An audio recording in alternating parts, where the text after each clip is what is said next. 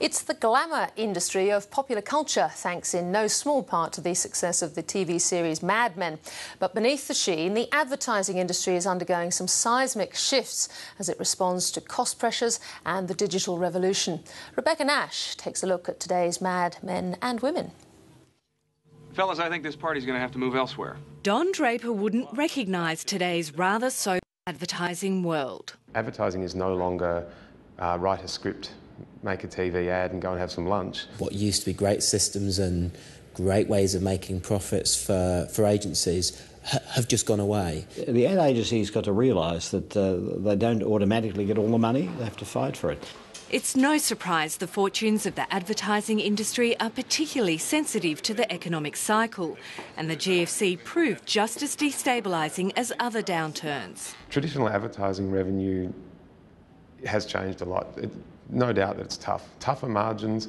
Project pitching is, the rise and rise of project pitching. Agencies actually find themselves, spending half of their time just pitching for work rather than working on existing clients. Tell me Melbourne will be nice this weekend. But unlike other downturns, the tougher economic environment has come in the middle of a digital revolution that's already demolishing some of the old business models. What's really happened is a new, better and more efficient form of media is available, and quite simply you don't need as much money to get as much done. Actually finding a way of making money with that is becoming increasingly difficult for ad agencies. But the industry is adapting both its creative output and fee structure. A big opportunity is actually in the social media space. Everyone's racing to understand how you connect with consumers there, and there's a bit of a land grab going on. We produce completely different things than that we produced 5 years ago. We invent technologies, mobile phone apps, different ways of doing things that have their own media attached to it. The explosion in social media has also overturned how a commercial is disseminated to as big an audience as possible.